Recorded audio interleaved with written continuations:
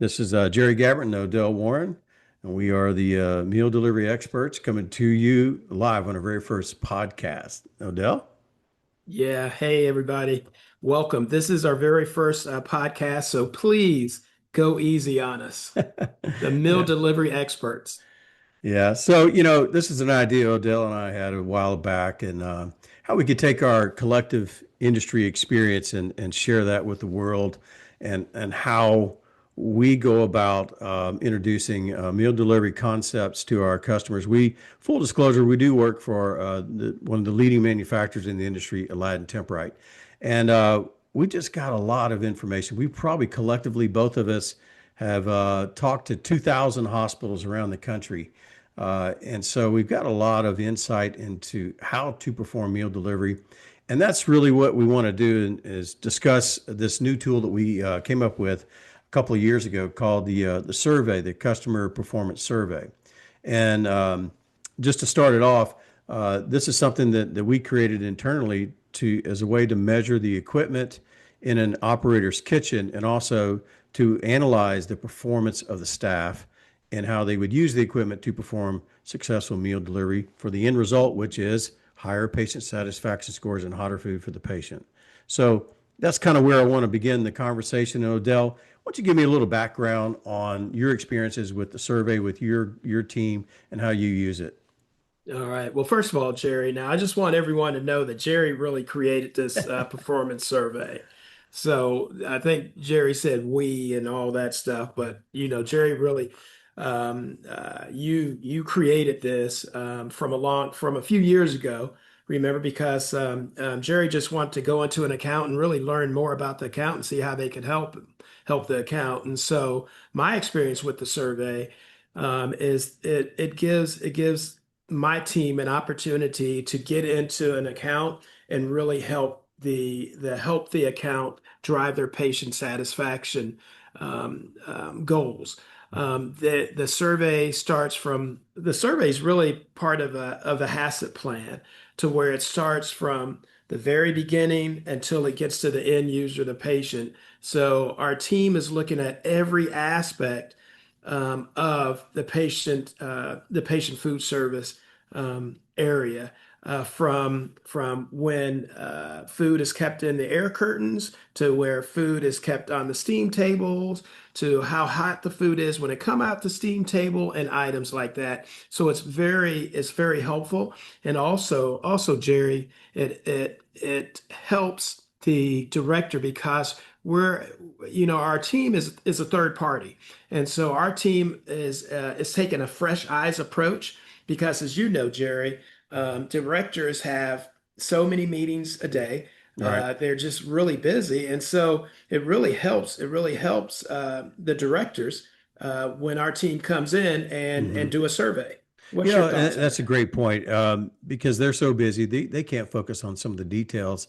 And when I started doing this several years ago, I've been with Aladdin about 14 years, and I learned pretty quick that directors would respond better. Instead of me walking in trying to sell something to them, I said, hey, let me just check out everything that you have going on here. Look at your equipment, let you know the condition of it. How old is it? How's it performing? Then I just write that on a notepad. And then after a day or two, I go back to him and say, hey, here's what I found. Here's what's working well. Here's what's not working well. Here's this equipment is really old. You should replace it. Or, hey, it's working great. And the brand didn't really matter. We didn't care if it was from another company besides Aladdin. We just wanted to make sure they got the information they needed. And then, even more critical, I thought, was if we observed the staff not doing something the right way, we would let them know, hey, they should really change the practice on that, the procedure.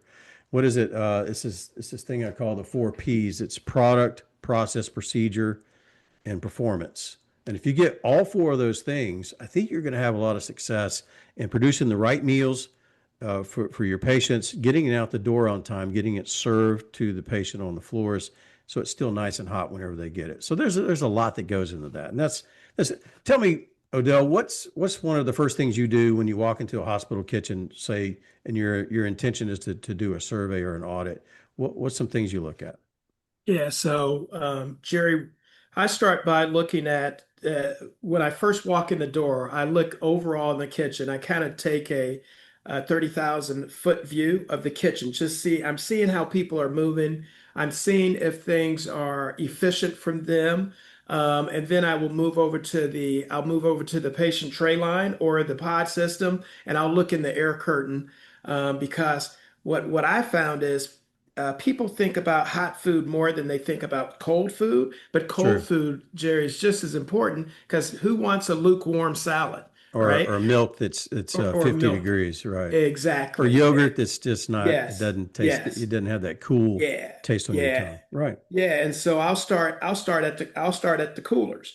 Hmm. And then I'll look around at their tray top items. Right. And so to see if stuff match, because one thing that I found, Jerry, is a lot of times in the healthcare industry, unlike restaurants, they would want to use mix match items. So they might Hmm. have a bronze or they might have a black on a tray or something like that. Right. Or for instance, the lids may not fit. And Mm. so then the second thing, so I start looking at those tray top items. Right. Then I'll move over to the steam table.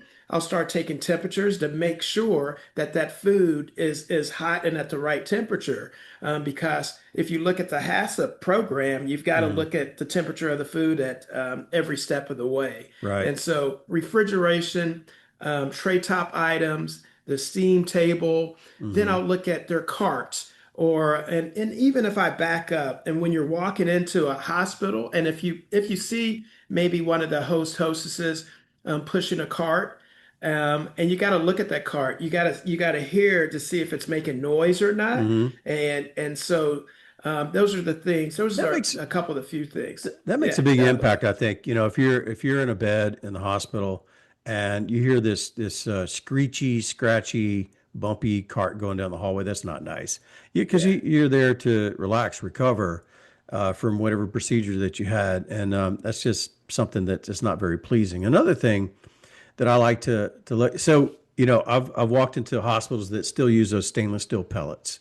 Yeah. Those things are from the 1950s, I think, and it's filled with wax, and it sits in a sort of a dish heater silo, Yeah. and it gets pretty hot, but then the hot dissipates just like that. It doesn't last very long. And what are some of the hazards of having a stainless steel pellets in an operation? Well, I tell you what, Jerry, man, you just really hit the nail on the head because one of my operations that I ran had a supervisor, Jerry, that literally burnt herself a Hmm. couple times on that hot steel metal Right. pellets, and literally she burnt herself twice. So number Hmm. one, those pellets when they come out of there, they're pretty hot. Now they do not stay hot for a long time, but if you do not have the proper equipment to grab a hold of those things, that will definitely be an accident Right. for one of your team members or possibly a patient. And those things just do not retain heat. And also they're actually pretty heavy. Yeah, they Um, are. and that's an extra piece of tray top items that has to go through the dishwasher. That's So true. not only are they a safety hazard, but it's extra work on your staff Right. with those That's with that's those very true. And you got to have a items. liner Yeah. and all that. But Yes. so now moving along with the audit process, survey process. So we take a look at the equipment. So the hot items. So you have activators, dish heaters, steam tables. I think those are Yeah. the three critical things. What are some things? Say for example, steam tables. Because if you don't start with hot food, Yeah. it's really hard to keep that food as hot as possible for as long as possible. Sometimes I know it takes over an hour to deliver the food to patients, depending on the size of the facility. What are those three critical things? Induction heating, dish heaters, and steam tables. What are some aspects that are important for operators to follow when using that type of equipment? Yeah, that's a great question. So first of all, to start with everything, Jerry, as you know, you've got to start with hot food. And so one thing with the survey is the survey will actually show our customers that hey, this food in the steam table is hot. So let's talk about the steam table and let's talk about the different wattages Hmm. per well. And so, and you all and Jerry, you mentioned that we work for Aladdin Temp, right? Right. And Jerry's been with the company 14 years. I've been with the company, 7 years, Jerry. Hmm. Can you believe that? Yep. And uh, so, for instance, the steam tables that we work with, they're 1,000 watts per well. Hmm. And so you have some steam tables, Jerry, that's only 450 watts per well. Right. And so that wattage means a lot because when you put that pan of food in the steam table, you want to make sure that that does not lose any heat. And so the more wattage you have, the better chance that that food will stay hotter in that steam table. So Right. that's that steam table number one right there, Jerry. Right. Right. Um, then if we go over to, let's move over to the dish heater. And so the dish heater keeps the plates hot. And so what I found, Jerry, and you can in here, what I find, number one, if an account does not have enough dishes, then they might go straight from the dish room, Jerry, Hmm. um, and onto the line. But what an account really needs to do is go from the dishwasher. The plates need to go from the dishwasher to the dish heater. That dish heater has to be hot, and also not one of those dish heaters, Jerry. You've seen this, Yeah. where they have a lid that the lid is gone, Right. right? Like at Chili's or something, At you get a Chili's. hot plate. Yes, Right. That's a yes, yeah. retail kind of The setup. retail. It's not meant for induction. So yeah. Yes, yes. And so the best dish heater is the ones with a lid that'll stay closed. Right. And those plates should be about 165 degrees, Yeah. as you know. Because first of all, you gotta have hot food comes from the steam table. You gotta have a hot plate that comes from the dish heater. That hot plate with that hot plate's gonna go on that induction base. Now Yeah. that induction base, as you know, Jerry, that's the heart and soul of the operation right It there. is. It is. That's the heart and soul of We've it been right told that's there. the most important piece of equipment in that kitchen to keeping food Yes, hot for patients. yes, yes. And so, and we've got induction systems that'll heat bases in 12 or 15 seconds. Gonna heat a base up to about 300 degrees. So you've got the hot food coming out of the steam table, getting on that hot plate that was on that dish heater, getting on that base that was on Right. that induction. Our induction system, and then with a dome. So you've got those three critical areas: steam table, hot plate, and induction base, Yep. right? And that's the magic, whenever, because we just, when we walk in, first thing we ask too is, what's your census? How many are you Yes, feeding? And I always like to ask about, well, what's the farthest point in the hospital from the yes, kitchen that you have to deliver this to? And that's going to kind of give you an idea for your timing. Because a lot of times I ask an operator, I say, so how long does it take you to do meal delivery? And they'll go, well, we start at 10, we end at 12. Okay, so 2 hours. Well, how long does it take you to go from whenever you put the food on the plate and put it up in the window to when it hits the induction base with the dome, gets on a tray, gets put into the cart, and then that cart then takes off to go to the hallway. How long does that take? And then usually, well, it takes probably 20 to 25 minutes in some cases in the kitchen when you're loading up a 24 capacity cart. It may take you up to 20 to 20 minutes, 20 to 24 minutes yes, to put that together. So sometimes they don't look at that. They go, well, just 10 minutes. And that's what I try to help them realize is the real time span that it takes. And the way that we count it is once we get to the floor, it's the time to pass the tray yeah, because they usually have the stuff on the wall. They clean their hands, yep, take the tray out, go into the patient's room, set it down. They may get held up for a few minutes, talking to the patient or the family, or maybe they're still sleeping or they're not in yeah, the room, and they just leave the food there, and then they go back and do it. So back and forth, it's another 30 minutes to pass on the tray. So basically, it's almost 30 minutes to prepare it to get it in the cart, and then another 30 minutes to pass it out. You're at 1 hour.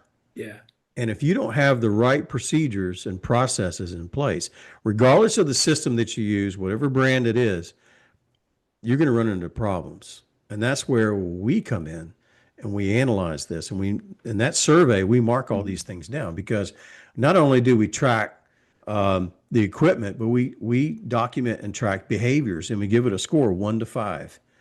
1 being the worst, 5 being the best, and all that calculates into an automatic algorithm that we've written. I don't know if it's proprietary or not, but it might be, where it scores it out automatically. So our salespeople that do these audits and surveys, which we have close to 400 now, they have no play in that. All they're doing is giving a grade on that process and procedure. And so that also affects the performance, which is we call ours the performance survey. And so that performance is what we are managing, and that's what the director needs the tools to manage. It may be that you need a new induction system. It may be you need a new steam table. But it may be that you need to sit down with your staff and have a plan for your process and procedures, because the product can only do so much. And if you don't have the right process and procedure in place, then the performance is not going to be what you want it to be. Man, Jerry, and that's excellent. And I tell you what, when I was in operations, I wish someone would have came in and really I did did. I did come in. That's how I found you. well, I know you did. I know you did. But I don't know if you did a survey like the No, I way that didn't. we're No, I doing it didn't. now, You though. were too busy trying to spend some money with me. So that was good. I know. But I Yeah. really wish, man, because I just Yeah. find it's a great tool for Right. operators. It's a fresh eyes approach. Yep. Because I believe that the operators they're in the weeds. They're Right. in the weeds. You know, Yeah. and if you're a director and you're listening to this and watching this podcast, I want you to know that we've been told by many chefs and regional directors of operations, district managers, food nutrition directors, they've told us they use this report to help them go to the client to get funding to improve things in their kitchen.